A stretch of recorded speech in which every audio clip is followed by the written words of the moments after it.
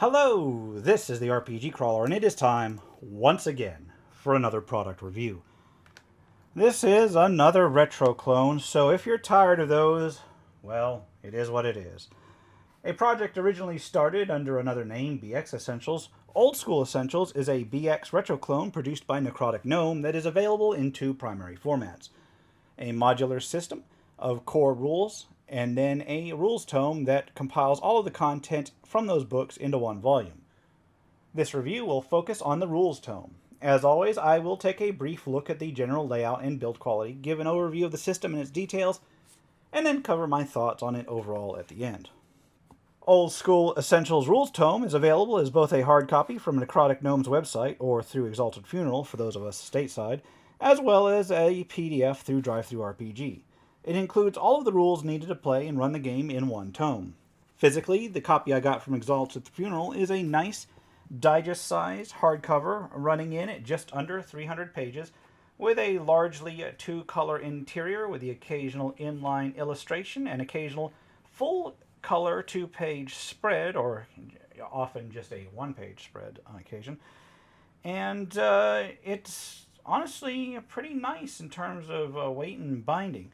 The interior front and back covers both have relevant tables for ease of access. Kind of everything that you would find on a DM screen kind of cheat sheet makes it easy to look up relevant procedures. As I said, the binding is decent enough with two ribbon bookmarks integral, a stitched binding, and pretty much kind of a semi-lay-flat design, although I haven't really broken it in yet here, that you can use for easy reference on a tabletop, although I suspect that it might work better on a larger book as it is. I'm going to have to kind of work this one over so it actually will do what it's supposed to do. The text is decently easy enough to read, and the pages are index coded along the edge, so you can easily tell what part of the book that you're in. It's pretty easy to navigate. A lot of the monster and spell formats have been standardized in a manner that more resembles modern RPGs rather than something out of the 70s/early 80s. All in all, the book itself really seems to go a long way towards making things well organized, easy to learn, and easy to reference at a tabletop by a modern gamer, which was one of the major draws of this particular system over other BX clones. The PDF has a hyperlinked table of contents and is well bookmarked, making it relatively easy to jump around within. Some sections are also hyperlinked within the text itself for ease of reference. Although I would have liked to see a little bit more of this, what little there is better than nothing at all. As far as the actual contents themselves go, the rules are arranged in 20 major sections, followed by indices and the OGL end matter. There is an introduction, a section on creating player characters, descriptions of what the character classes do, rules for advancement, and the stuff that comes with higher level play, equipment information, rules for vehicles and mounts, a section on general magic, and then a section each on cleric spells and then magic user spells. Adventuring rules follow, and then there's a section on retainers and mercenaries, and then stronghold rules. Monster lists are next, followed by encounter tables, and then rules for encountering NPC parties. The rules for running adventures follow this, and then there's the treasure tables and descriptions. Magic item lists and descriptions come after, and then there's an entire section on Sentient Swords. The final section of actual contents are the author's notes, which give information on the creation of the game, as well as notes on specific elements of the game itself.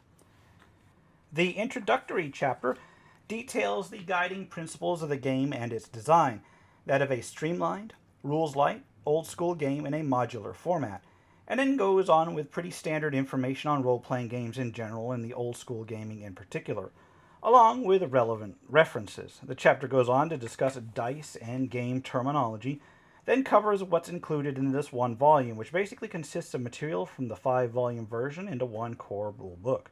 The chapter concludes with details on other books that might be coming out, as well as compatibility with other OSR-style systems. The next chapter covers player characters and the creation thereof. It starts with a basic description of character stats, which are about what you'd expect of a BX clone, with the classic 6 ability scores of Strength, Intelligence, Wisdom, Dexterity, Constitution, and Charisma, rated from 3 to 18. The base rules use a descending AC system, although the ascending AC system is listed as an option. Old School Essentials also offers a THACO shorthand to refer to the usual BX style attack matrices, which is useful for those of us who are used to using as such. Information on movement rates are given up front in this chapter as well, which is a nice change from the usual OSR need to look into later chapters to note movement rates. Rules for creating a character follow, and the Old School Essentials uses a standard 3d6 generation method with an ability score adjustment rule to allow you to boost your prime requisite after choosing a class and substitute certain ability scores for the prime requisite on a 2-for-1 basis. Details on other elements of character creation follow, although there is an optional rule to allow re-rolling low hit point totals for first level characters, which I personally think is a good compromise for those who don't want to go in on the full hit points at first level kind of thing, and they don't want to stick to the just straight up roll for first level kind of route. The individual ability scores and their bonus tables are covered next and are pretty typical for BX, using a bell curve -3 to +3 bonus layout. But what these bonuses apply to is a bit more formally presented for each ability score than a number of OSR systems. The chapter finishes off with alignment and language selection information. After the player character chapter are the character classes. Each class has a name, a box with basic details summarized, and then more in-depth ability descriptions under defined headers, as well as what happens at 9th level for stronghold purposes.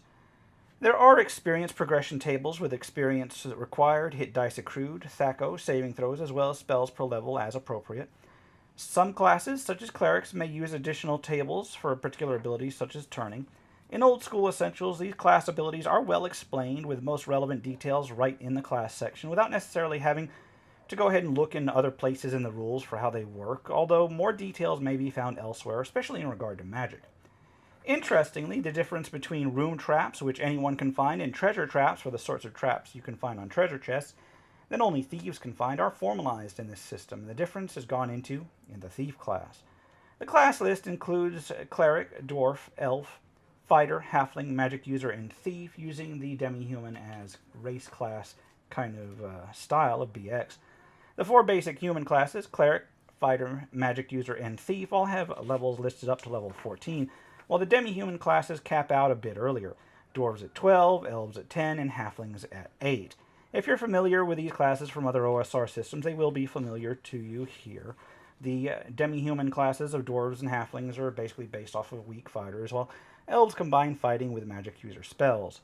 The next chapter covers advancement rules, which go over experience, leveling up, and maximum experience per session. For those who are fond of old class titles, there's a list of suggested titles here, although they aren't explicitly tied to particular levels. There is an optional rule for higher level play that extends the attack tables for much higher levels, borrowing from the maximum level of 36 from Beckme.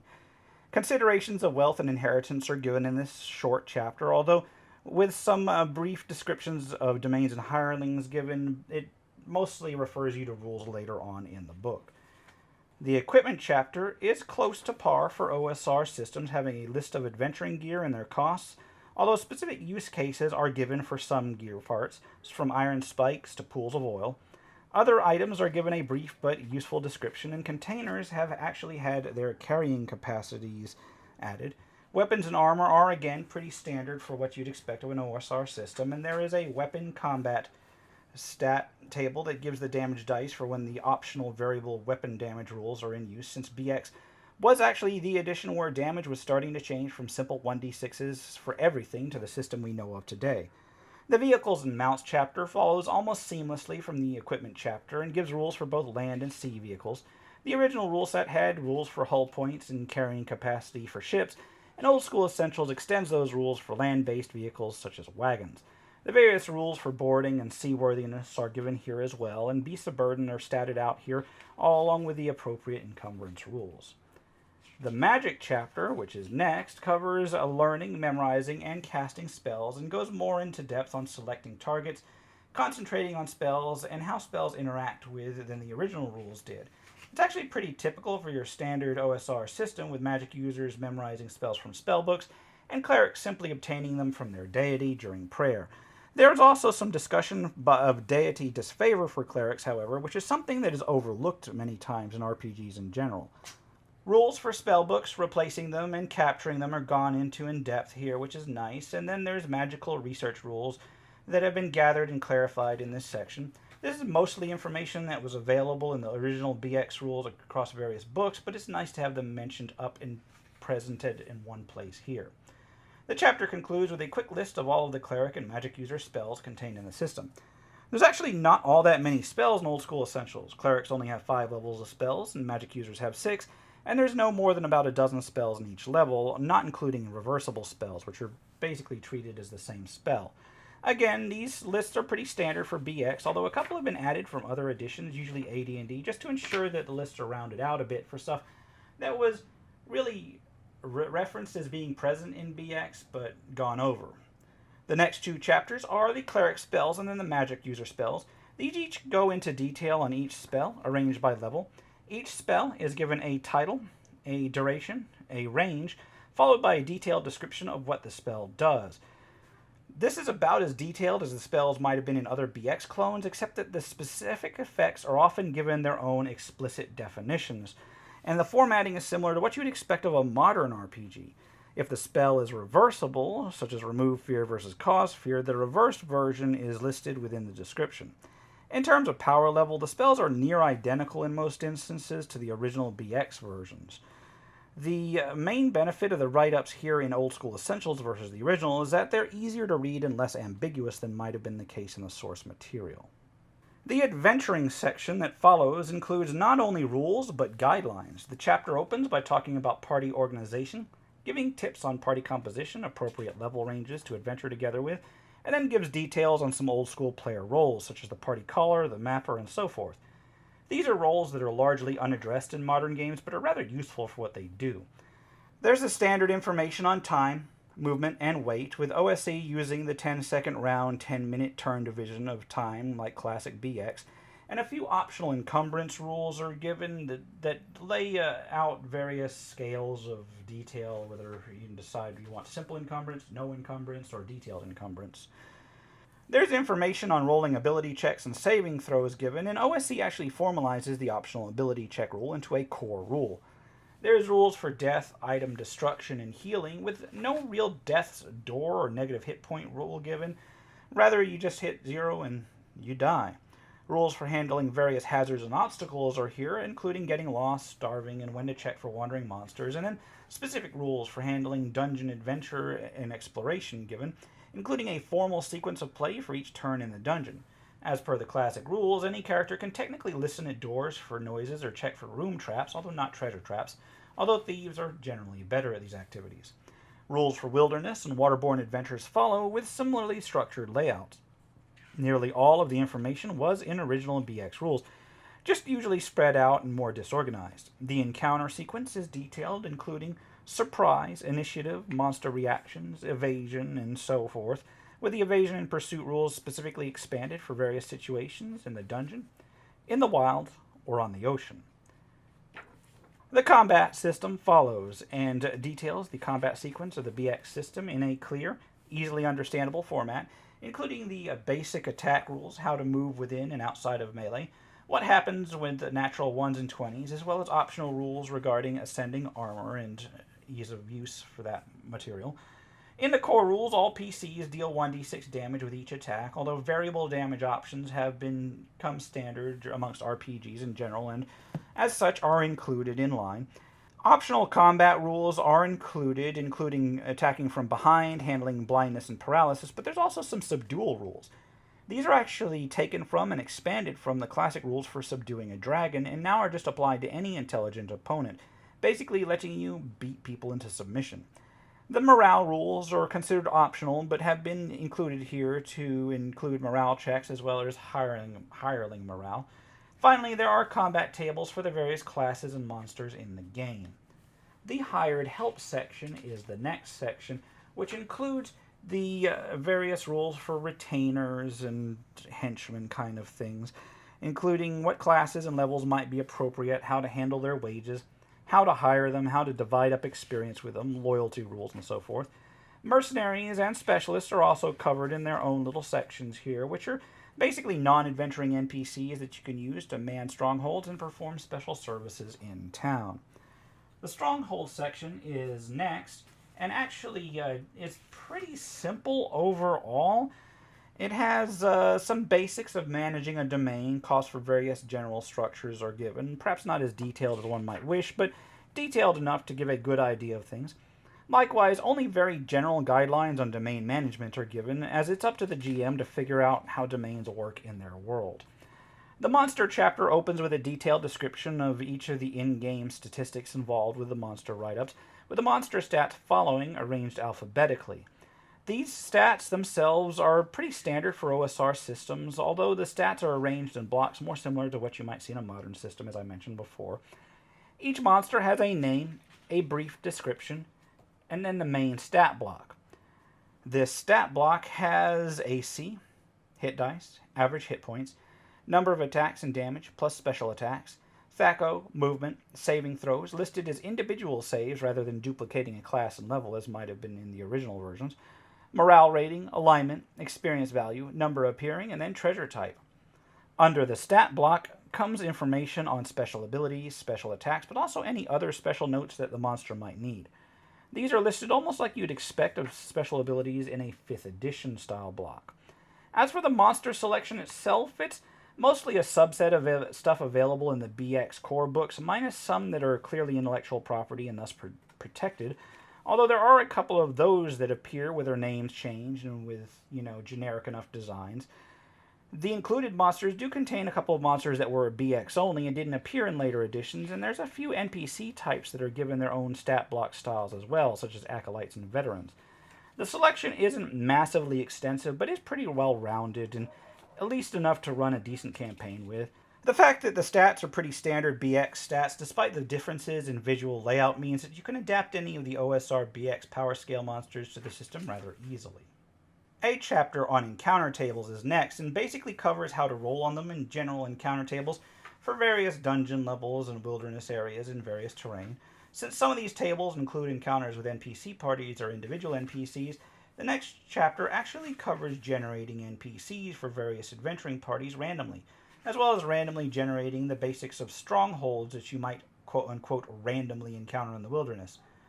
Yeah, that was actually a thing in the original books, and I can see where it comes from, since if you think about it, some strongholds can be pretty minor and unknown, and the DM really can't be expected to, detail out every minor little noble mansion out in an expanse of wilderness that might encompass hundreds of miles.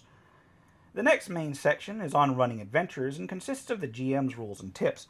It begins with a rather in-depth description of what is expected of the referee, and that's what they call the GM in this game, then goes on to give tips on handling rates of advancement, dealing with player issues at the table, maintaining the overall challenge progression of a game, briefly touches on describing the scenario and dealing with miniatures, and then covers how to run NPCs and monsters, including taking into account their tactics, intelligence, and so forth. There's some sample adventure scenarios to give ideas on designing an adventure, and then more in-depth rules for designing and stocking dungeons, complete with examples of various aspects of traps and special encounters. Some more general information follows in terms of designing wilderness areas and the base town, before the chapter concludes with how to award experience and how to determine how much experience a monster is worth. The treasure section begins with some guidelines on placing treasure, including monsters, treasure types, assigning treasure based on the referee's fiat, and covers some examples of items of value besides coins. Each treasure type is then detailed, consisting of the chance that any given group of coins, gems, magic items, and so forth are present in a particular treasure type, with treasure types given for both hordes and individual monsters, as well as entire groups of individual monsters. OSC actually gives a better idea of what treasure types are suitable for individuals versus entire groups of monsters in the core rules, at least in my opinion. There are descriptions of magic item categories, and then guidelines on identifying and using magic items, followed by gem and jewelry tables. The magic items section has each category headed up by its own generation table, followed by descriptions of the items. Said descriptions are formatted in a manner similar to modern RPGs, with the name as a header and then a brief description of the item itself, and then a specific description of the item's relevant abilities. In terms of power level, the weapons and armor take the BX lead of having most bonuses between +1 and +3 versus the up to +5 of 3X style games. Miscellaneous magic items have a good mix of BX era items, with a couple that look to have been plucked from later editions of the games, although I can't be 100% sure of that, at least not without doing more research than I particularly feel like for this review. Simple power levels of the BX system could be expected for all of the above. While there is no potion miscability table, there are rules that simply cancel out what potions do when both are active, and you actually get sick if you drink 2 of them at once. Otherwise, the items are pretty much the standard that you'd expect of BX offerings. After the various categories of magic items, there are rules for Sentient Swords, which offer a chance to have an aligned sword with special abilities with its own mind and personality, along with the potential for it to take over the wielder, if, they decide to go against one another. Finally, there are the author's notes that talk about how the original material was cleaned up and how ambiguities were resolved or not resolved, depending on whether they really needed to be, as well as missing elements that were filled out. Some areas where rules were unclear on something or didn't state something clearly were filled out a bit, and where optional rules were added, the reasons why they were added are explained here. It's not necessary to go through this section, although it is interesting from a game design perspective to see the thought processes involved. The overall book finishes with a number of indices, and then the OGL rules material at the end. So, Old School Essentials was recommended to me several times since its release, and I've actually heard about it from a number of people aside from that. I hadn't bothered to get it because, let's face it, BX retro clones are a dime a dozen, and I already have one really good go-to one in the form of Labyrinth Lord. The modularity of it was a bit of a draw, but still not enough for me to initially look into it. However, now that the Advanced Rules Tome is coming down the pipeline soon, I figured I'd go ahead and take a look at it. I will say that physically the book is quite nice, incredibly nice. I can't vouch for the version that comes in the separate volumes, but the Rules Tome version's print quality is excellent, a far better material than the POD stuff that I'm used to dealing with most other retro clones. While I appreciate larger form factor books, I must say that the digest size of this form factor means that when I grab one of my BX or OSR systems to take with me on the go, or to use as a reference, I've actually been finding that I just grab the OSC stuff because of the size and the portability. With this in mind, I'm going to have to see how it stands up to wear and tear, although with this sort of binding quality, I actually don't foresee too many issues. The artwork is absolutely lovely. There's 2 kinds of artwork in the book: inline black and white illustrations that are very much in line with the retro aesthetic common to OSR systems, and then full page or 2-page spreads in full color. The black and white illustrations are well selected, and I'd say generally higher and more consistent quality than I've seen in many OSR systems, giving it a very serious feel. In fact, somewhat more serious than the original BX prints, although there are nice touches of late 70s silliness throughout the book interior. The full-color interior art is wonderful, feeling pretty spot on with the late 70s/early 80s TSR aesthetic. There was a period of time when RPG books were just starting to become professional, moving out of cartoonish sketches and moving towards a more serious kind of professional artwork style, but still retaining a lot of the whimsical quality of earlier editions before they went full on in the mid to late 80s and early 90s TSR era. And I think this book aims at that early 80s aesthetic pretty well. They nailed what you'd expect of the period exactly, and it really helps the system stand out, especially with how, shall we say, clean the presentation itself comes off as. And I'll get into that in the writing and formatting in a moment, but that sort of ties in with the system's goals. I'm going to have to touch on those first. The issue with yet another BX retro clone is what sort of feel it's going for, and what might set it apart. With regards to Old School Essentials, the system and actual presentation look like they were designed with 3 elements in mind: faithfulness to the original system, ease of use and reference, especially for players used to modern systems, and then modularity to allow for a number of different genres to be applied to it. How does it hold up to each of these design goals? In terms of faithfulness to the original system, it looks very good, at least in terms of mechanics. It's well researched, and I dare say it might be closer to the original BX rules than even my other go-to selections for BX style gaming. In those instances where changes were made, They seem to be more along the lines of cleaning up errors and inconsistencies in the source material rather than trying to make OSE something new. Ease of use and references where the writing and formatting come in.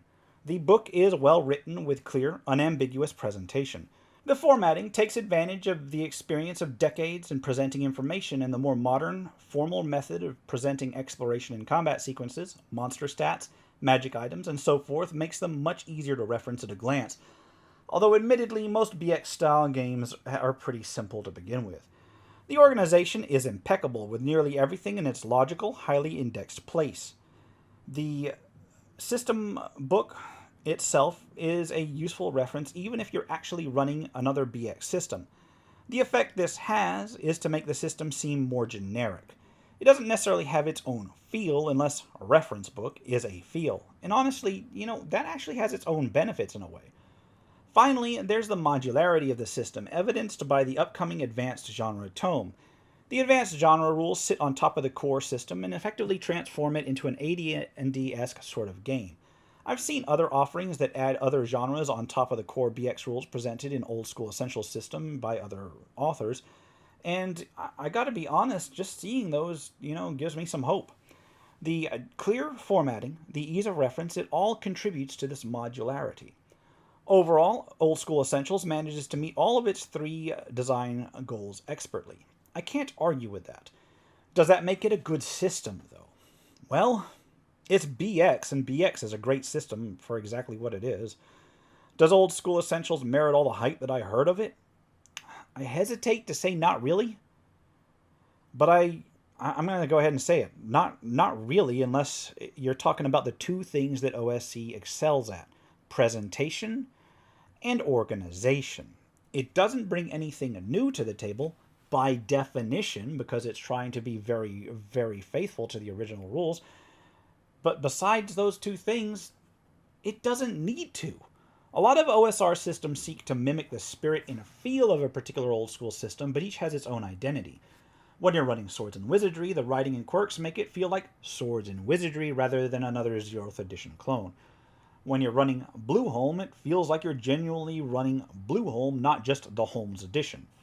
Artwork aside, Old School Essentials doesn't really do that as much as serve as an excellent reference to BX in a way that Osric was kind of a good reference for AD&D. And you know what? I'm fine with that. That enough makes Old School Essentials invaluable. If you've already got a favorite OSR system, honestly, Old School Essentials will probably be nothing more than a quick grab reference. If you're trying to teach someone who's new to RPGs or someone who's only played modern systems before what it's like to play in a BX-style game, I'd say that it's actually one of the more accessible OSR systems for that specific purpose. It's also one of the more accessible OSR systems for the purpose of writing derivative material in that regard.